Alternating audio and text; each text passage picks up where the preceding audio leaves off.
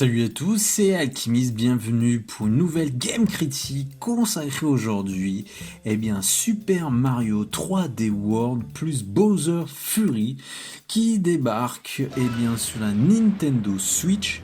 Alors, petit rappel, ce 3D World est un portage de la version Wii U qui revient un petit peu surboosté, survitaminé.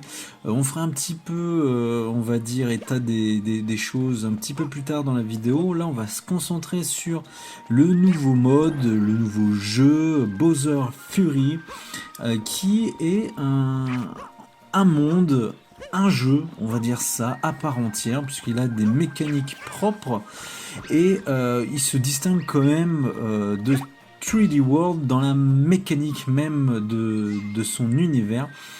Là, on a un univers complètement en 3D, donc c'est un archipel en fait, c'est qu'un seul monde qu'on peut visiter, donc clairsemé d'îles plus ou moins grandes ou de mondes plus ou moins élaborés ou difficiles.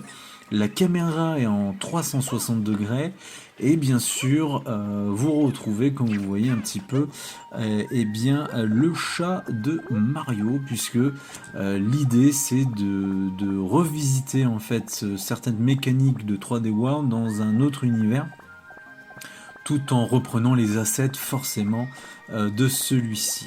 Alors, manette en main, qu'est-ce que ça donne? Globalement, il y a des bonnes, très bonnes sensations. Mario, il répond au doigt et à l'œil. Il y a vraiment ce côté fusion, ce que je pourrais vraiment expliquer vraiment comme ça. Fusion entre 3D World et Odyssey. Je dirais pas que ça soit un Odyssey, puisqu'il y a ce côté boost quand le personnage court, voilà, 3-4 secondes, il y a ce côté boost avec la fumée derrière lui. Donc il y a vraiment quelque chose d'hybride, de nouveau tout simplement. La mécanique est de quelque chose qui s'apparente à un monde ouvert.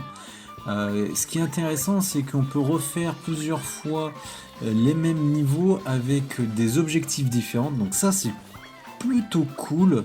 L'idée, c'est de dire, écoute, si tu as envie de passer sur telle ou telle mission, tu peux revenir en arrière. Il y a une espèce d'arche un peu avec des oreilles de lapin. De toute façon, tout le monde est lié au chat, enfin de lapin au chat, pardon. Et globalement, on est quand même sur quelque chose qui est assez unique dans l'univers de Mario, puisqu'à un certain moment, comme le titre l'indique, Bowser va se réveiller en mode Furax et il va vous balancer des bouts de feu tel un Godzilla en fureur, de la mort qui tue, et le but, effectivement, ça va être de le calmer, ce Bowser, en mode super guerrier. Vous l'avez tous vu, il n'y a pas besoin de remettre ça ici, mais globalement on a vraiment deux phases. Alors cette chose qui est la phase de Bowser Fury revient tous les 10-15 minutes, je crois que c'est plutôt 10 minutes, ce qui par moment peut être un petit peu, frustrant, puisqu'on des fois on a envie de prendre un petit peu de temps pour effectivement faire bien les niveaux, explorer. Et là il y a tout de suite un petit peu le cut que Bowser va... Voilà, on est en mode sous pression quoi. Ce mode là on le voit arriver tout doucement, donc ça c'est plutôt assez cool. La musique commence à changer, il commence à pleuvoir.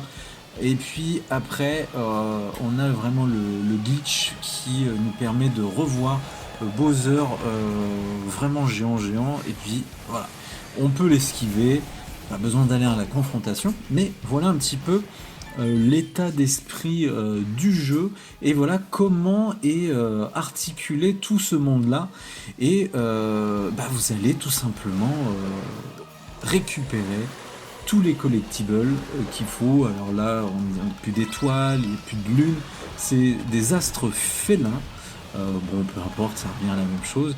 Et il y a toujours des petites quêtes secondaires, des petits lapins à récupérer, des étoiles un petit peu cachées. Bref, il y a tout plein de choses, des personnages à retrouver. Il y a même, voilà, c'est pas un gros spoil, possibilité d'aller récupérer des petits chatons pour lui demander, pour donner ça à sa maman. Donc ça c'est plutôt assez cool. Globalement, le jeu, on va dire, n'est pas très très très long. On va dire 4-5 heures pour vraiment tout faire. Donc ça c'est plutôt cool. On a une liberté totale parce que on a Plagueis, je crois qu'il s'appelle comme ça, ou Plessis, plutôt Plessis, qui est une espèce de Denver aquatique qui nous permet de se déplacer sur l'archipel. Donc ça c'est vraiment cool. Les musiques elles sont vraiment bien, il y en a 2-3, j'adore. Justement, la musique de Plessis est vraiment assez sympa, vraiment avec de la percussion et ainsi de suite. Dès que vous bougez plus, en fait, vous avez plus de percussion. C'est juste la musique comme ça qui est en sous-jacent. Donc ça, c'est vraiment sympa. Mention spéciale, la musique de la glace, qui est juste, voilà, aux petits oignons. Donc vraiment très très très bon. Globalement, superbe expérience, même si c'était assez court, ça mériterait d'avoir quelque chose d'un peu plus dense, et c'est peut-être par ce que Nintendo a voulu faire, montrer peut-être la voie sur le futur de Mario, puisqu'on voit un petit peu ce que pourrait être un Mario beaucoup plus ouvert et plus riche et enrichissant justement que les mondes de Odyssey où, ma foi, final, c'était assez grand, mais il manquait, on va dire, de liant tout ça. Donc là, avec le monde, on va dire, de chat, là, de Bowser Fury, on voit qu'il y a eu toute une réflexion derrière comment lier un peu tout ça. Donc c'est vraiment très très bien. Passons un petit peu quand même, hein, je vais passer 5-6 minutes sur le gros du morceau, le remake de 3D World, puisque même si j'avais fait une vidéo test que vous pouvez retrouver dans la description de la version Wii U, il y a quand même quelques différences. Notamment déjà la rapidité des personnages. Donc Nintendo nous a montré que les persos étaient plus rapides, et c'est le cas. Un côté beaucoup plus nerveux, punchy, même avec des persos un peu plus lourds, comme Mario par exemple, ou Luigi. Là, avec Todd qui était déjà une fusée à l'époque, croyez-moi que ça devient n'importe quoi à maîtriser, même si voilà, c'est vraiment intéressant. Il y a un petit mouvement supplémentaire qui a été intégré, sorte de plongeon quand on fait une roulade en arrière, un peu hérité sûrement d'Odyssey pour le coup. Donc c'est des petits ajouts assez sympas. La caméra elle a été revue également, elle est un petit peu plus proche, moins lointaine en fait, et l'angle, si vous voulez, l'angle de caméra est moins isométrique. Donc ça c'est plutôt assez intéressant, ces petits ajouts, même si on va dire il n'y a pas de choses supplémentaires en termes de contenu. Même si on peut jouer à 4 dans les niveaux de Captain Todd, on a un mode multi qui existait déjà sur Wii U, mais celui-ci a été enrichi d'un mode online qui fonctionne pas trop mal.